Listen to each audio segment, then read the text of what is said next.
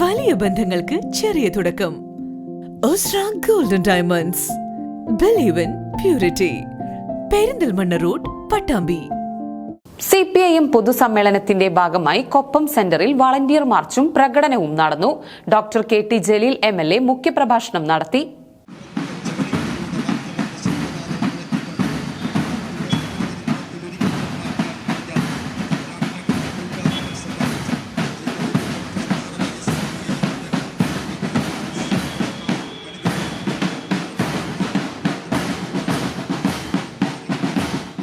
CPIM Koppam local സമ്മേളനത്തിന്റെ ഭാഗമായി കൊപ്പം സെന്ററിൽ റെഡ് വളണ്ടിയർ മാർച്ചും പൊതുസമ്മേളനവും സംഘടിപ്പിച്ചു.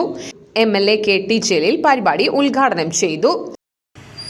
റായ്ബറേലിയ നിയോജക മണ്ഡലത്തിൽ നിന്ന് തെരഞ്ഞെടുക്കപ്പെട്ട MP എന്തുകൊണ്ടാണ് സാമ്പലിൽ ഇങ്ങനെ ഒരു പ്രശ്നമുണ്ടായിട്ട് 5 ആളുകൾ വെടിയേറ്റു മരിച്ചിട്ട് അങ്ങോട്ട് പോകാത്തത്?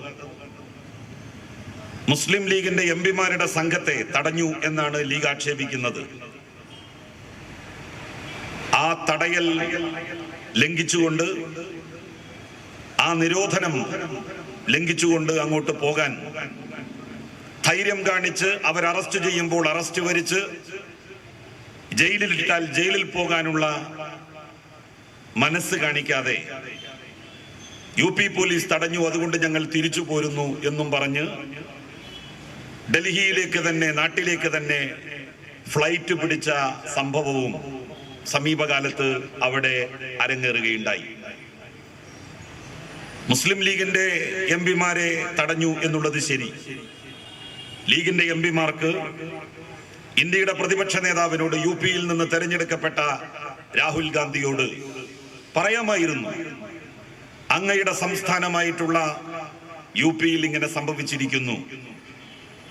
സാമ്പലിൽ 5 ആളുകളാണ് കൊല ചെയ്യപ്പെട്ടിരിക്കുന്നത്. അതുകൊണ്ട് അങ്ങൊന്നവിടെ പോകണം, കാര്യങ്ങൾ അന്വേഷിക്കണം. ഞങ്ങളുടെ MPമാരുടെ സംഘത്തെ UP പോലീസ് തടഞ്ഞതനുസരിച്ച് ഞങ്ങൾക്ക് തിരിച്ചു പോരേണ്ടി വന്നു. പ്രതിപക്ഷ നേതാവ് പോകുമ്പോ അങ്ങനെയുള്ള